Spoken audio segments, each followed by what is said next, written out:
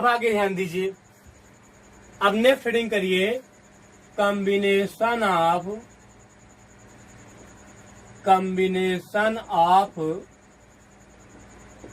Capacitor या parallel plate capacitor या capacitor, ठीक है कैपेसिटर लिखिए, चाहे पैरेलल हो चाहे जिस तरह को। ध्यान रखिए जो ये डेरिवेशन कराने जा रहे हैं डेरिवेशन, ये पैरेलल प्लेट कैपेसिटर के लिए भी है और स्फेरिकल कैपेसिटर के लिए भी है और सिलेंड्रिकल कैपेसिटर के लिए भी यही है, ठीक है। चलिए तो कैपेसिटर हिंदी होगी संधारित्रों का संयोजन। तो सुनिए ध्यान से, संधारित्रों का संयोजन जो होता है वो दो तरह से होता है। जैसे आप पढ़े हैं ना कॉम्बिनेशन ऑफ रजिस्टर मतलब प्रतिरोधक का कॉम्बिनेशन, क्लास 10th में पढ़े होंगे आप, उसी तरह यहाँ पे है, ठीक। और हम कह सकते हैं कि उसका जस्ट अपोजिट फार्मूला यहाँ पे आने वाला है, ठीक है। चलिए तो पहला जो है, पहला कॉम्बिनेशन हम करेंगे सीरीज में। पहला कॉम्बिनेशन किस में करेंगे? सीरीज में। तो सीरीज कॉम्बिनेशन हेडिंग कर लीजिए।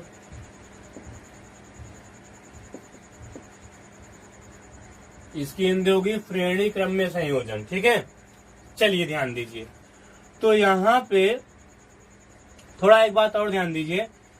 अब हम कैपेसिटर को ऐसे छोटे से फिगर में दिखाएंगे, ऐसे, ठीक। अब हम कैपेसिटर को छोटे से फिगर में दिखाएंगे, कहीं कहीं बड़ा भी दिखा देंगे, लेकिन अगर कहीं पे इस तरह बना दिए तो आप समझिए कौन सा कैपेसिटर है, पैरेलल प्लेट कैपेसिटर, ठीक। चलिए तो यहाँ पे हम 3 कैपेसिटर ले रहे हैं। कितने कैपेसिटर? 3 कैपेसिटर। 1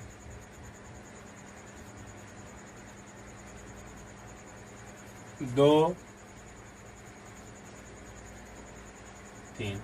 इससे ज्यादा भी कैपेसिटर लिया जा सकता है, ठीक है, लेकिन 3 बढ़िया होता है डेरिवेशन करने के लिए, ठीक है।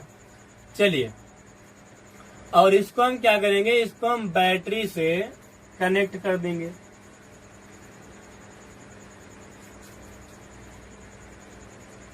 किताबों में तो जो आपका एक्सीलेंट की बुक है उसमें लास्ट वाली प्लेट को अर्थ से जोड़ दिया है और इस वाली प्लेट को, जो पहली प्लेट है, जो पहली कैपेसिटर की पहली प्लेट है, इसको किसी वायर से जोड़ दिया गया है, ठीक है, जो कि चार्ज देगा कैपेसिटर को। लेकिन यहाँ पे हम अलग कर रहे हैं, इसको हम बैटरी से जोड़ दिए, ठीक। और जो पहली प्लेट है, जो पहला कैपेसिटर है, उसके पहले प्लेट को हम बैटरी के धनात्मक सिरे से जोड़ दे रहे हैं और लास्ट कैपेसिटर के दूसरी प्लेट को बैटरी के निगेटिव प्लेट से जोड़ दे रहे हैं, ठीक। हम मान लेते हैं यहाँ पोटेंशियल है भी, यहाँ पे कितना है 0, और टोटल पोटेंशियल डिफरेंस बैटरी कितना है V माइनस 0 इक्वल क्या हो जाएगा V। तो पोटेंशियल डिफरेंस बैटरी कितना है V।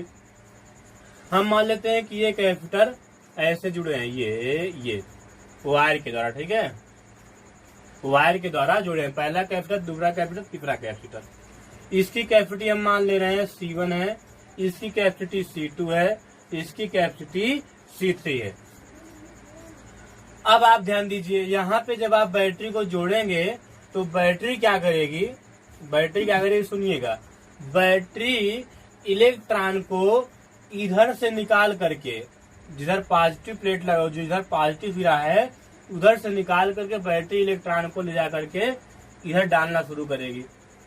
और अच्छे समझिएगा, बच्चों को समझ में नहीं आता है टॉपिक। जब बैटरी यहाँ से इस प्लेट से इलेक्ट्रॉन को निकालेगी तो इसमें कौन सा चार्ज आएगा, पॉजिटिव चार्ज। कौन सा चार्ज आएगा, पॉजिटिव। और जिधर ले जाकर डालेगी जिस प्लेट पर, उसमें कौन सा चार्ज आएगा, नेगेटिव चार्ज। गौर समझिएगा। अब जब ये प्लेट पॉजिटिव चार्ज हो जाएगी तो इस प्लेट के निगेटिव चार्ज को अपनी ओर अट्रैक्ट करेगी और पॉजिटिव चार्ज को रिपल करेगी। तो होगा क्या कि इधर जो है इस प्लेट में इस साइड अंदर की ओर निगेटिव चार्ज आ जाएगा। तो यहाँ पे आ गया निगेटिव चार्ज। ठीक, अब यहाँ पे थोड़ा ध्यान दीजिए, यहाँ पे जो है निगेटिव चार्ज है तो यहाँ के निगेटिव चार्ज को रिपल करेगा, पॉजिटिव चार्ज को अट्रैक्ट करेगा। इधर पॉजिटिव चार्ज आ जाएगा, तो ये देखिए पॉजिटिव चार्ज आ गया, और निगेटिव चार्ज को रिपल कर देगा तो निगेटिव चार्ज इसमें चला आएगा पूरा, ये देखिए यहाँ पे। और इधर भी ध्यान दीजिए, इधर ये भी जब ये चार्ज हो जाएगा निगेटिव तो ये पॉजिटिव चार्ज को अट्रैक्ट करेगा और निगेटिव चार्ज को रिपल कर देगा, तो जो इसका निगेटिव चार्ज होगा वो भी इसमें आ जाएगा, ध्यान रखिएगा। और इसमें क्या बचेगा, पॉजिटिव चार्ज। तो इस तरह से ये सभी कैपेसिटर चार्ज हो गए। ठीक, अब आगे ध्यान दीजिए, यहाँ पे जो कॉम्बिनेशन है वो सीरीज में है, और सीरीज में जो चार्ज होता है वो सब में सेम होता है। चार्ज सब में क्या होता है, सेम। क्यों, आप ध्यान दीजिए, जितना चार्ज यहाँ से बैटरी निकालेगी उतना ही चार्ज यहाँ पे देगी, और जितना चार्ज यहाँ पे आएंगे उतने ही चार्ज यहाँ पे रिपल होके यहाँ पे आएंगे। तो इस तरह सभी प्लेटों पर चार्ज की मात्रा समान होगी। अब आगे ध्यान दीजिए, पोटेंशियल की बात करें, इधर से पोटेंशियल कितना जाएगा V, इधर से पोटेंशियल कितना जाएगा 0। अब पोटेंशियल मीन्स एक प्रकार से हम कह सकते हैं एनर्जी। बहुत बड़ी बात करें, पोटेंशियल मतलब एनर्जी। इलेक्ट्रिक पोटेंशियल मतलब क्या होगा, एक प्रकार से एनर्जी होगा। ठीक, मतलब इन सभी प्लेट को अपना काम करने के लिए, इन सभी कैपेसिटर को अपना काम करने के लिए एनर्जी चाहिए। तो ये बैटरी जो है एनर्जी देती है, तो जितनी एनर्जी सबको आवश्यक होगा उतनी एनर्जी सब ले लेंगे बैटरी से जो गया है अभी। तो यहाँ पे जब पोटेंशियल यहाँ जाएगा तो यहाँ पे हम मान लेते हैं एनर्जी कितनी खर्च हुई, पोटेंशियल कितना खर्च हुआ V1, और इसमें कितना खर्च हुआ V2, जो बचेगा वो इसमें आएगा। तो हम मान लेते हैं इसमें खर्च हुआ V2 और इसमें कितना V3, ध्यान रखिएगा। तो इस तरह से सभी में अलग अलग पोटेंशियल डिफरेंस V1, V2 और V3 हो गया। और एक बात आप ध्यान दीजिए आपके समझने के लिए, क्योंकि आगे क्वेश्चन आएंगे इसी पे। तो आप ये समझिए कि अगर कैपेसिटर चेंज होगा, मतलब रास्ता अगर चेंज नहीं होगा और कैपेसिटर बीच में आ जाएगा तो पोटेंशियल चेंज हो जाएगा। मतलब यहाँ पे देखिए पोटेंशियल ऐसे जाएगा और यहाँ पे एक कैपेसिटर पड़ गया, तो इसके बाद जो कैपेसिटर है उसमें पोटेंशियल चेंज हो जाएगा। फिर इसके बाद जो पोटेंशियल रहेगा उसमें कैपेसिटर चेंज हो जाएगा। मतलब अगर बीच में कोई कैपेसिटर पड़ जाएगा तो वहाँ पोटेंशियल चेंज हो जाएगा, और कैपेसिटर नहीं पड़ा है तो पोटेंशियल चेंज नहीं होगा। ठीक, चलिए अब आगे ध्यान देते हैं। यहाँ पे तो चार्ज हो गया, क्यों, यहाँ पे C1 हो गया कैपेसिटी, और यहाँ पोटेंशियल कितना हो गया V1। इसी तरह क्यों C2 V2। आपको लिखना क्या है, सुनिए, आपको लिखना है, माना 3 कैपेसिटर जिनकी धारिता क्रमशः C1, C2 तथा C3 है, श्रेणी क्रम में संयोजित हैं। पहले संधारित्र की पहली प्लेट को बैटरी के पॉजिटिव प्लेट से जोड़ा गया है। पहले संधारित्र के दूसरी प्लेट को दूसरी संधारित्र के पहली प्लेट से जोड़ा गया है।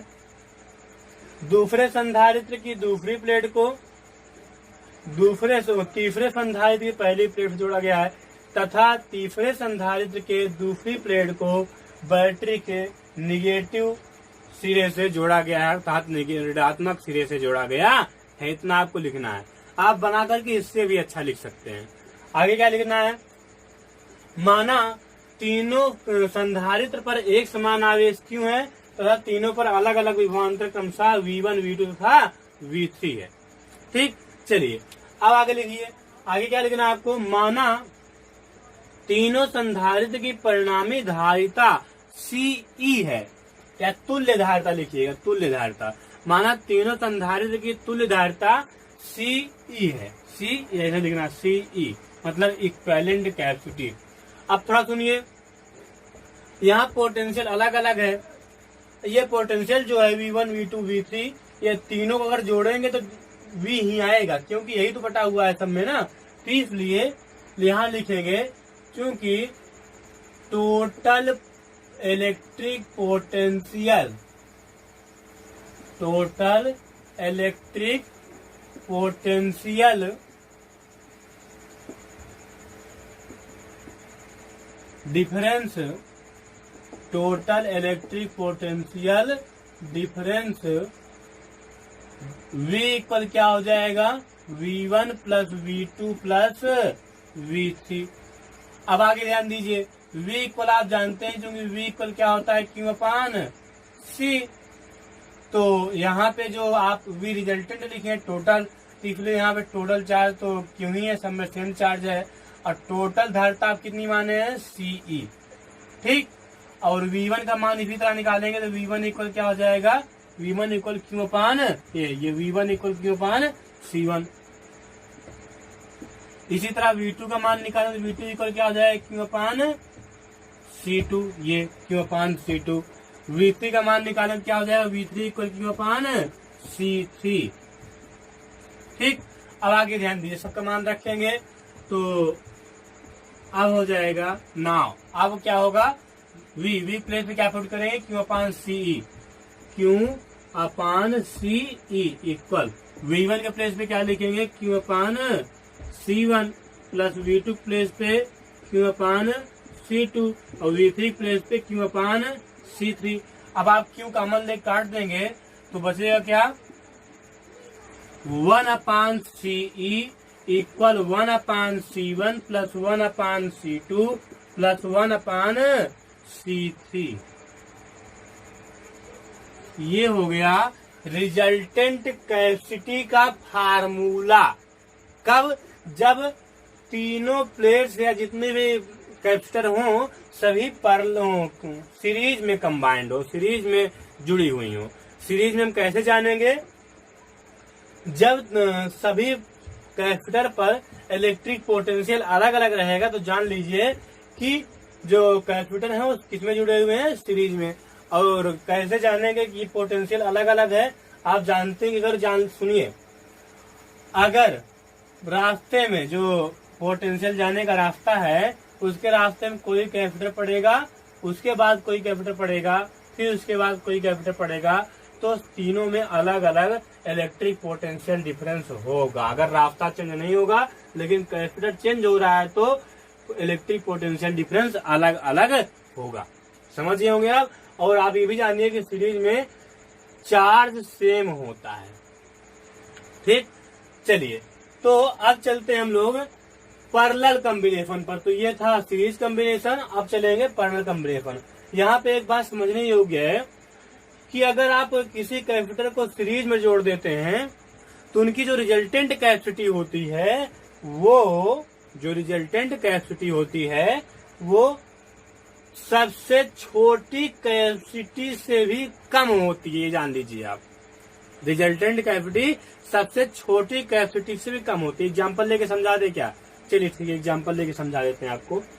इसको मिटा देते हैं, एग्जाम्पल लेके समझा देते हैं। आपको ये बात समझ में नहीं आई होगी, लिख लिए हैं आप लोग इसको, ठीक है, बहुत अच्छे।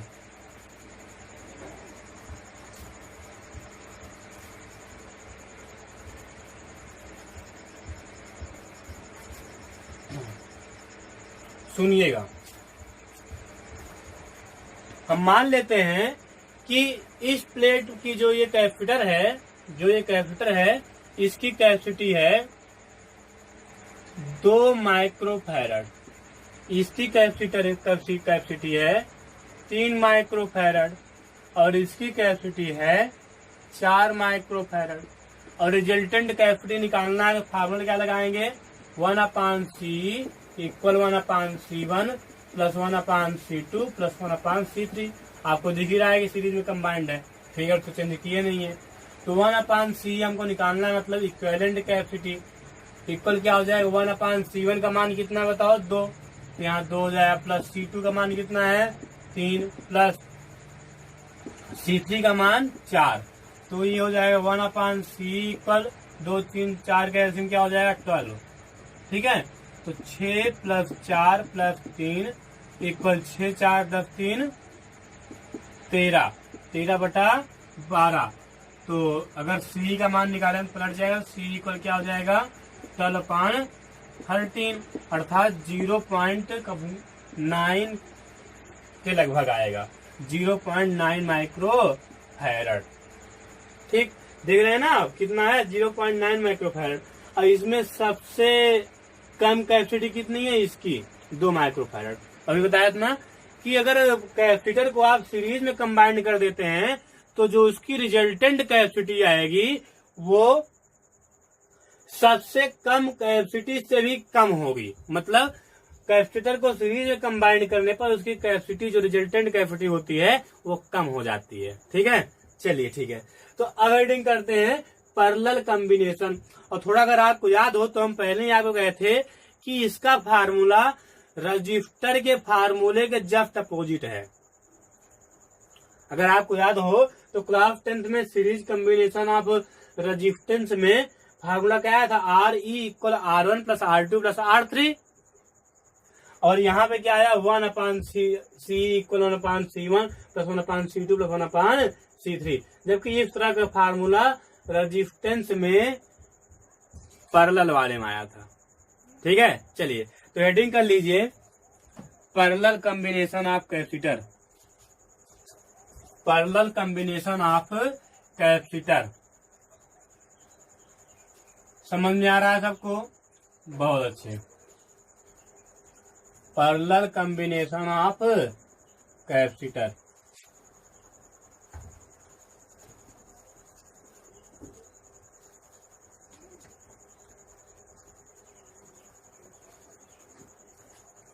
तो चलिए हेडिंग कर लेते हैं पैरेलल कॉम्बिनेशन ऑफ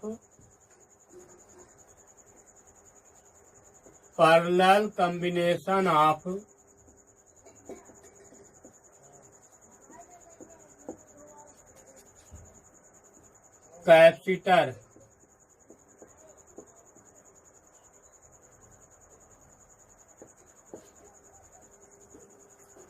तो सुनिए, फिर 3 कैपेसिटर लेते हैं। ठीक है, एक ये हो गया, एक ये हो गया, और एक ये हो गया।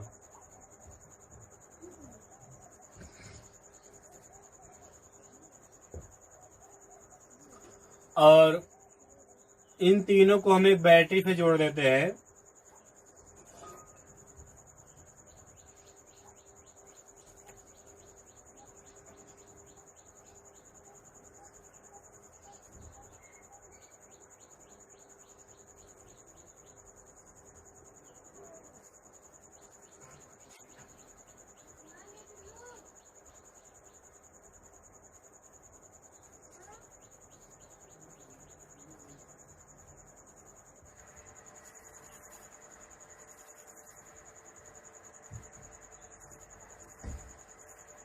तो इस तरह से हम एक बैटरी से तीनों कैपेसिटर को जोड़ दिए। मान लेते हैं इसकी कैपेसिटी है C1, इसकी कैपेसिटी है C2, इसकी कैपेसिटी है C3। ठीक, इसमें इस साइड में पोटेंशियल कितना है V, इस साइड में 0। पोटेंशियल डिफरेंस कितना होगा, V माइनस 0 इक्वल V। ऐसा नहीं कि यहाँ पे V यहाँ पे 0 ही हो, पोटेंशियल डिफरेंस हो बस। ठीक, यहाँ पे पोटेंशियल डिफरेंस लिया जाता है, ना कि अलग अलग। ठीक है, यहाँ पे आप +4 वोल्ट, इधर +2 वोल्ट भी ले सकते हैं ऐसे भी, लेकिन और +4 0 भी ले सकते हैं ऐसे, जैसे बैटरी हो। चलिए आगे ध्यान दीजिए। तो यहाँ से पोटेंशियल जाएगा, यहाँ पहुंचेगा। पोटेंशियल जब यहाँ पहुंचेगा तो अब ये अभी तक कोई कैपेसिटर मिला नहीं इसको, इसलिए पोटेंशियल सेम रहेगा। तो इसलिए इसमें भी वही पोटेंशियल जाएगा, इसमें भी वही जाएगा, इसमें भी जाएगा। तो इन तीनों कैपेसिटर के इस प्लेट पर पोटेंशियल हो गया V। और इधर से जाएगा 0, तो यहाँ तक पहुंचेगा। तो अभी तक कोई कैपेसिटर नहीं मिला, इसलिए यहाँ भी 0 जाएगा, और यहाँ भी 0, और यहाँ भी 0। बताया था ना कि अगर कैपेसिटर मिलेगा तभी ही नेक्स्ट कैपेसिटर पर पोटेंशियल चेंज हो जाएगा, नहीं तो ना। ठीक है, चलिए तो तीनों पे पोटेंशियल डिफरेंस क्या होगा, यहाँ पे हो जाएगा V माइनस 0 इक्वल V, यहाँ पर भी V, यहाँ पर भी वी। थोड़ा यहाँ पे मार्कर खत्म हो रहा है, इंक जो है इसकी खत्म हो रही है। चलिए इंक भर लिए हम लोग। तो यहाँ पे पोटेंशियल क्या हो था वी, तो यहाँ पोटेंशियल डिफरेंस क्या हो जाएगा, वी माइनस 0 इक्वल वी। यहाँ भी वी हो जाएगा, यहाँ भी वी, सब में वी ही वी है। ठीक है, चलिए अब थोड़ा यहाँ पे ध्यान दीजिए, जब इसको हम बैटरी पे जोड़ देंगे तो ये बैटरी क्या करेगी, इधर से इस प्लेट से इलेक्ट्रॉन को निकाल करके, इस प्लेट से यहाँ पे इस प्लेट से इलेक्ट्रॉन को निकाल करके इस प्लेट में डालना शुरू कर देगी। तो जिसमें फिर इलेक्ट्रॉन निकालेगी उसमें क्या आएगा, पॉजिटिव चार्ज।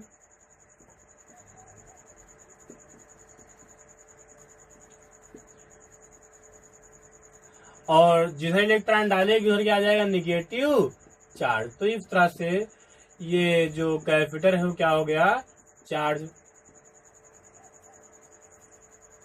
और थोड़ा यहाँ पे ये भी ध्यान दीजिएगा, इन तीनों पर चार्ज की मात्रा अलग अलग होगी। इसमें नेगेटिव होगा, सॉरी, इन तीनों पर चार्ज की मात्रा जो है वो अलग अलग होगी।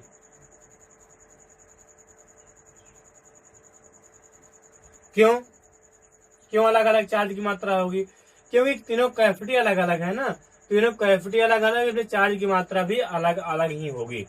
ठीक, चलिए तो इसमें हम मान लेते हैं चार्ज कितना है Q1, इसमें चार्ज कितना है Q2, इसमें चार्ज कितना है Q3।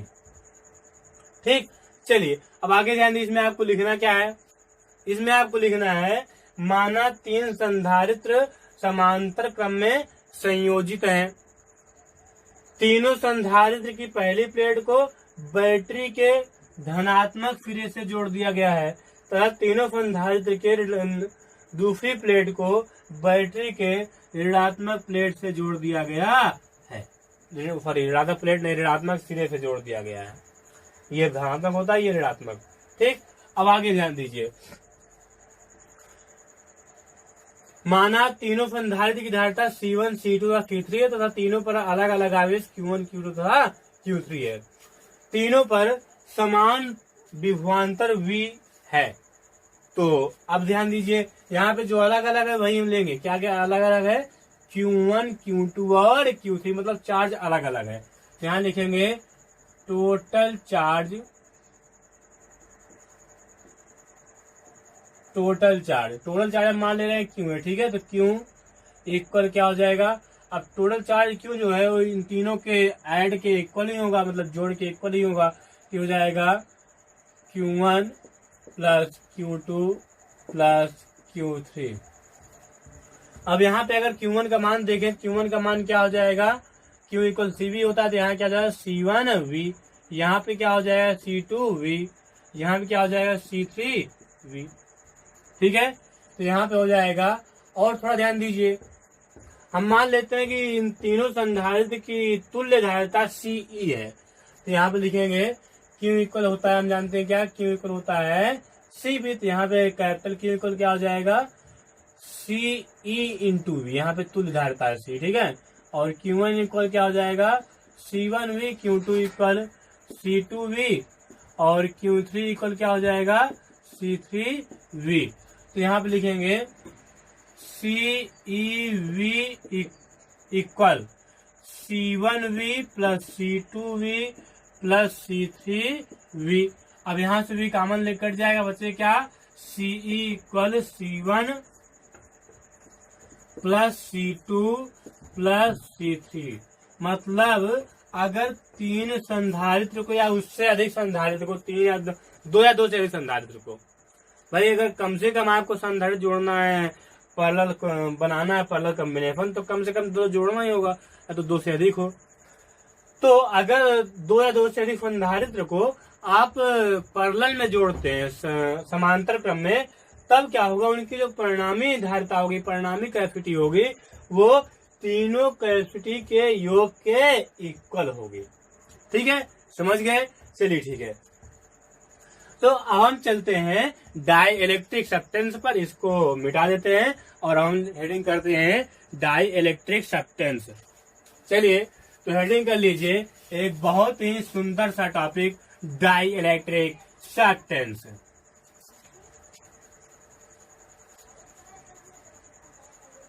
हेडिंग करेंगे डाई इलेक्ट्रिक सब्सटेंस। तू जो नहीं है तो कुछ भी नहीं है। चलिए, तो भाई आप लोग अगर नहीं है तो कुछ भी नहीं है, ठीक है मेरे लिए। तो हेडिंग करेंगे डाई इलेक्ट्रिक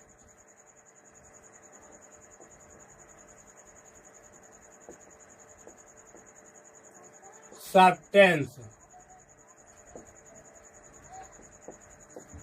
चलिए, अब डाई इलेक्ट्रिक सब्सटेंस को हम पिछले वीडियो में बताया थे आपको कि जो डाई इलेक्ट्रिक सब्सटेंस को पिछले वीडियो में आपको कहे थे कि इसको हम लोग कुचालक भी कह सकते हैं, लेकिन पूरी तरह से कुचालक नहीं है dielectric substance. Dielectric substance कुचालक है, लेकिन प्रत्येक कुचालक डाई इलेक्ट्रिक सब्सटेंस नहीं है।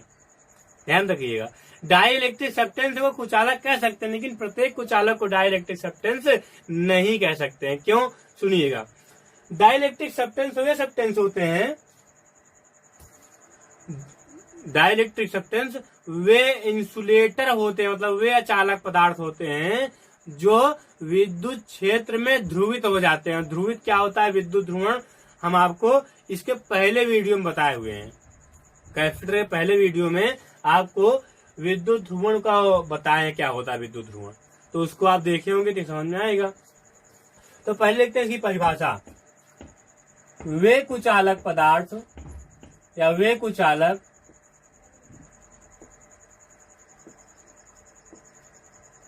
जो विद्युत क्षेत्र में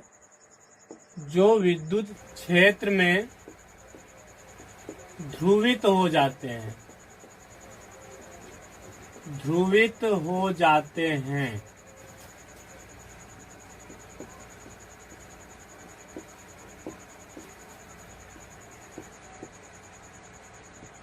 परावैद्युत कहलाते हैं। परावैद्युत पदार्थ कहलाते। बहुत ही इजी डिफिनेशन है, ठीक है, समझते गए होंगे आप। अगर आपको ध्रुवित नहीं समझ में आ रहा, चलो आपके ऊपर हम कृपा कर दे रहे हैं, इसमें बता दे रहे हैं। सर आप भगवान हो गए हैं क्या? नहीं, गुरु भगवान ही होता है बहरहाल। तो मान लीजिए यहाँ पे एक इलेक्ट्रिक फील्ड है, यूनिफॉर्म इलेक्ट्रिक फील्ड है। यहाँ पे क्या है? Uniform electric field. Uniform electric field है। अभी हम क्या बताएं? विद्युत क्षेत्र में ध्रुवित हो जाता है। यहाँ पे हम क्या रख दे रहे हैं कि इलेक्ट्रिक डाई इलेक्ट्रिक सब्सटेंस यहाँ रख दे रहे हैं, ठीक है। मान लो यहाँ पे ये हो गया डाई इलेक्ट्रिक सब्सटेंस।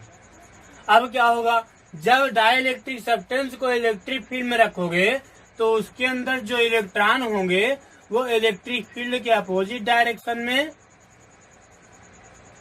ठीक है, इलेक्ट्रिक फील्ड के अपोजिट डायरेक्शन में, और जो प्रोटॉन होंगे वो इलेक्ट्रिक फील्ड के डायरेक्शन में चले जाएंगे। इसी को बोलते हैं ध्रुवित होना, परावैद्युत पदार्थ का ध्रुवित होना, ठीक है।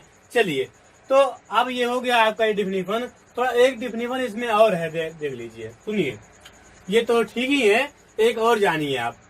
सबसे पहले आप ये जानिए कि परावैद्युत पदार्थ अपने अंदर विद्युत क्षेत्र को तो अलाउ करता है। परावैद्युत पदार्थ के अंदर से विद्युत क्षेत्र अलाउ होता है, वो जा सकता है, उसको कहता है हाँ तुम जाओ।